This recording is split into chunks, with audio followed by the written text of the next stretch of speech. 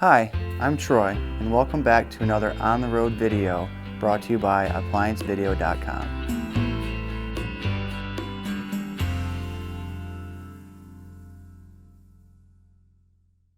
Stop. Before beginning any repair, always be sure to disconnect the power to the appliance. It is also recommended to test the outlet for proper voltage. Hello, today we're working on a Whirlpool side-by-side refrigerator, and the part we're looking at replacing is the evaporator fan motor. The evaporator fan motor is located inside the freezer section, back behind the bottom panel. Possible symptoms or customer complaints for this repair could be no cool in your fresh food section. It could be no ice production in the freezer section, and it could be warmer temperatures in the freezer section. The reason being the fan is not moving any air around, so you're not getting any air to your refrigerator section, and you're not getting any air pushed up to the ice maker for it to actually make ice. So you could get slow production as well.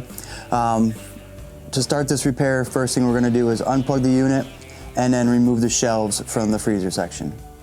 Tools you'll need to complete this repair are a 1/4-inch nut driver and potentially a flat blade screwdriver / tack puller. So to continue the repair, what we need to do is open the freezer section. With the freezer section open, we're going to go ahead and remove, for this instance, we're going to remove all the shelving. Typically you don't have to remove the top one, but I'm going to go ahead and remove all of them for ease of view. Where I'm at now, my door staying open. You may just want to put your tool bag or that in front of the side of it so it stays open for you. So what I'm going to do is I'm going to get down and I'm going to start to remove the shelves, and I can show you what we have to do. So we're going to start off with the bottom shelf. This one is the easiest one. It just picks right up and comes out. Now these other 4 are easy to get out, but if you haven't done it before and you're doing this yourself, you need to notice that when the shelves come up, they rest in the middle. When they are in the middle, that's where they'll slide over, and then you can tilt and remove them. If you're all the way down, like where they sit, or you're all the way up, they don't slide out. That's just so that when you're taking product in and out of your shelves or sliding them side to side, stuff on the shelf doesn't actually fall. So we're gonna remove the final 3 shelves.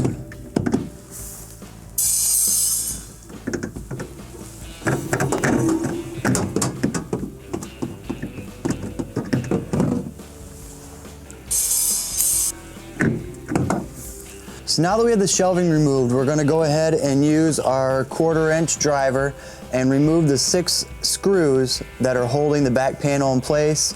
Once the screws are out, we're then going to lift up slightly to get it to come off of these tabs, and then we're going to get it to come out. There's 2 little clips or tabs at the very top that go behind that plastic cover that we're going to manipulate to get out as well, and then the cover will come off. So we're going to go ahead and remove the 6 screws.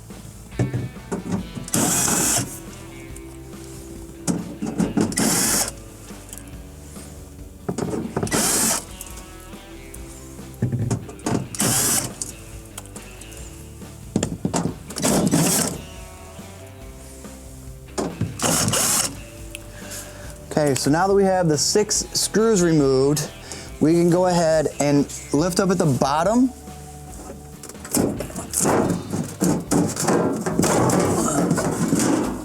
As you can see, once I did that, we've now freed ourselves from these 2 little ears that are sticking up. And then we've got this part up here that goes behind that plastic cover. So this one came out a little easier than some of them do. Some of them you have to use a screwdriver or a tack puller to kind of help pull it down. But this one came out pretty easily. So we're gonna go ahead and now grab the cover. I'll lift it up, bring it out on top of that shelving there, and then it's going to slide right out for us, and we can now remove it and set this part aside. So now that we have the back cover removed, we're going to go ahead and remove and replace the evaporator fan motor. At this point where you're at, if the fan was not coming on and you're just starting the repair or you're diagnosing the problem, you're going to want to go ahead and check at the blue and the white wire on my unit. Yours may be a different color, but at the 2 wires going to the fan motor with the unit plugged back in and on, and where it's supposed to be cooling, meaning you have a condenser fan motor running and a compressor on, you're going to want to check right here for 120 volts. If you have the 120 volts but no fan, you have a bad fan motor. If you don't have 120 there, you need to start looking elsewhere for the culprit of your problem. So since we're here, we're going to go ahead and remove the fan. You have to do a couple things first. First thing you have to do is remove the actual fan blade.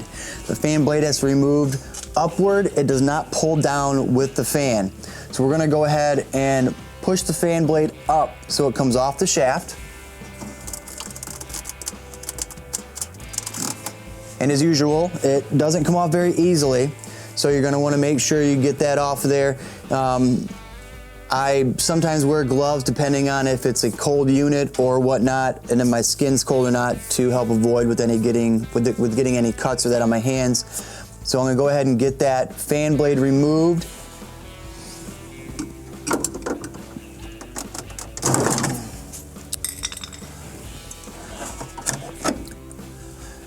Take the fan blade and set it aside. On this particular fan blade, I can show you that you have a hole on one side and it's closed on the opposite side.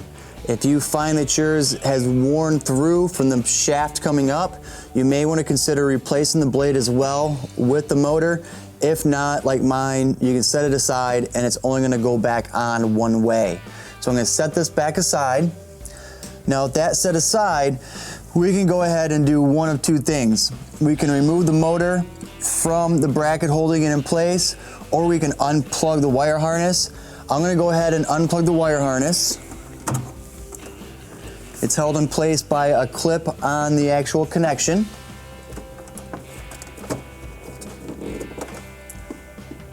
Once I have that removed, I can now go ahead and remove the actual fan motor. This motor is held in place by this black bracket. It comes up and goes over and hooks onto the actual fan housing. So we're going to go ahead and push up on the black part and then have it release outward, and then we're going to do the same on the back side. So we're just going to lift up a little bit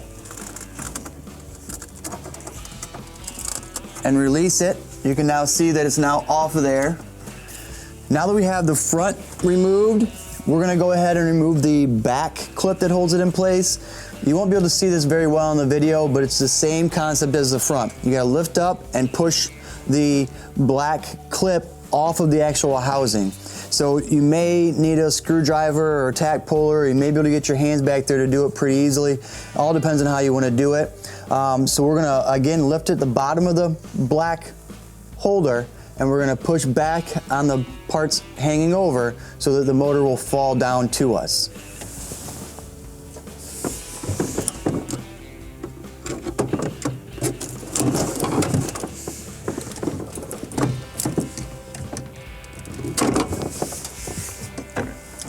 I got that released. With that released, the motor will slide down right out for you.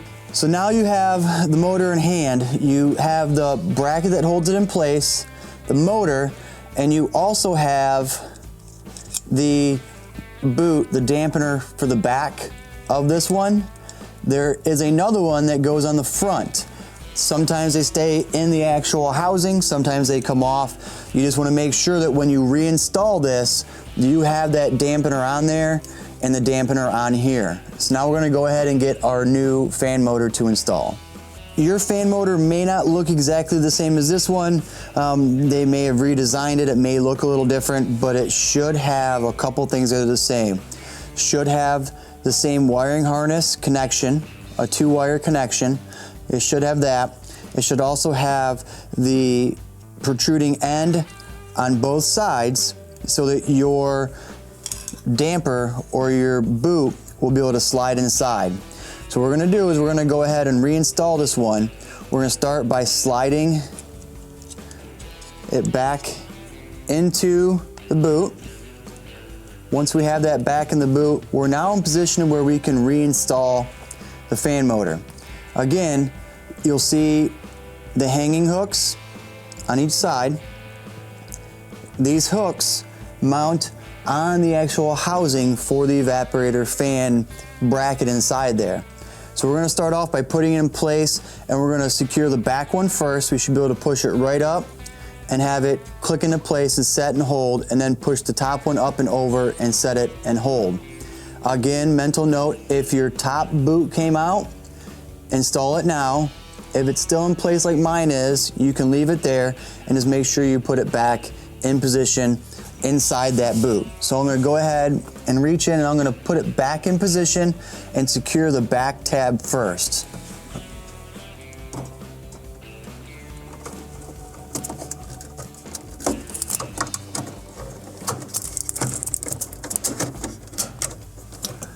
Alright, so now you can see that I've got it holding on by the back tab. It's very easy once you get up there. If it gives you any trouble, just make sure that the black bracket or clip is outside of the white plastic housing, so then it'll clip on and hold itself in place. So now we're going to very easily do the front one. We're going to pull it out just a little bit, push up, and it should click right in place. And it clicks right back in place. Now the motor is installed. Here we're going to go ahead and reconnect our wire connection.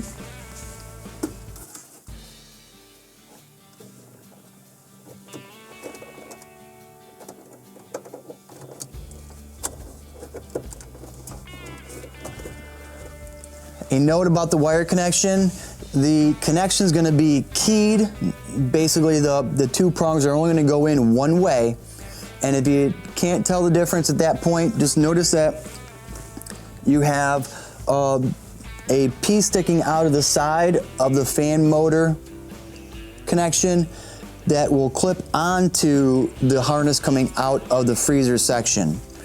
So with that in there now, we're going to go ahead and take our fan blade, and again, like I said, it's going to be closed on one side and you're going to have the hole on the other side. You're going to go ahead and put this back on the fan motor and make sure it's secured all the way inside. When you're doing this, I prefer to make sure I have some pressure on the back of the fan motor as I'm pushing it down, because the last thing you want to do is push it all the way through or have the fan motor come off and damage your evaporator and create further issues for you. So we're going to go ahead and I'm going to set it up there to start. It's setting there. It's pushed down a little bit. It's not on all the way. To push it down the rest of the way, I'm going to reach in, hold the bottom, and push it down.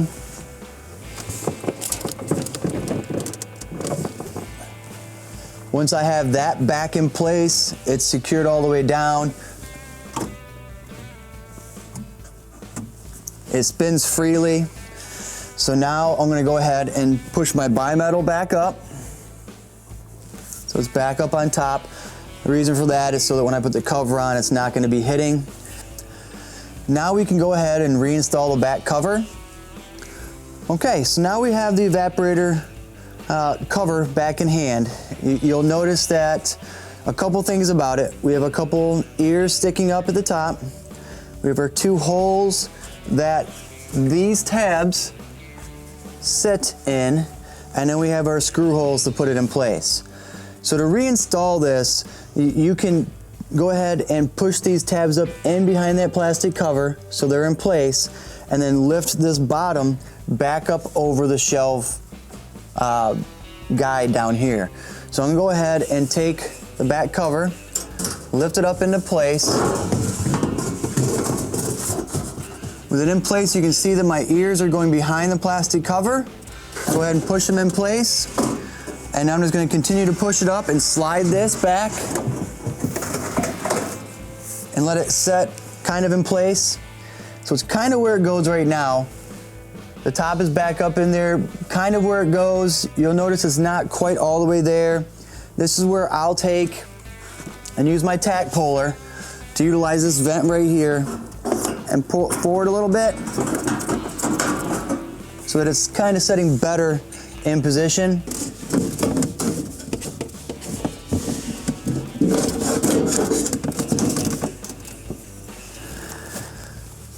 All right, so now the air diverter is back in place. This is somewhat in place. I'm gonna go ahead and push it back and bring it down.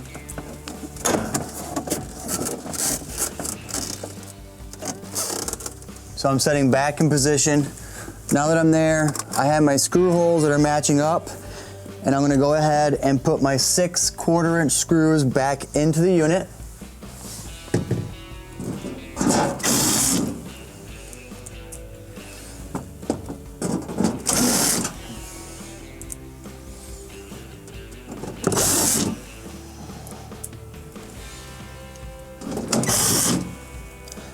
Now that we have the back cover back in place, we can go ahead and reinstall the shelving for the freezer section. Typically, you're gonna have shelves of the same size, and in this unit, we have one that's a shorter shelf, and then we also have a different style shelf for the bottom. You'll be able to tell the difference by the actual height of the shelving. You can see that we have 3 that are the same, one that's a little longer, and then another one that is a little bit shorter, and it is also a little bit wider than the odd shelf.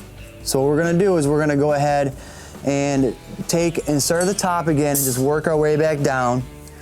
Take our top shelf, and again we're sliding it into the middle of the opening so we can push it in, position this side back in, and snap it down in position.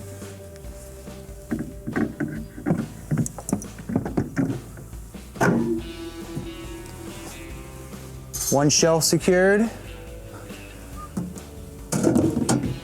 Now you see this one isn't gonna go in because this protrudes out. You may have to twist it and come down.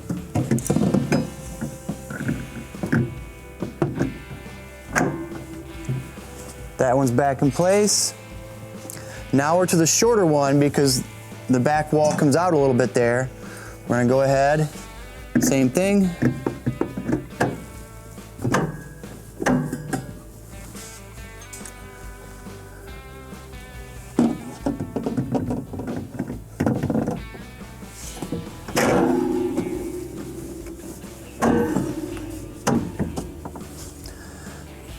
And then the bottom one doesn't snap into place, it sets right inside and in place.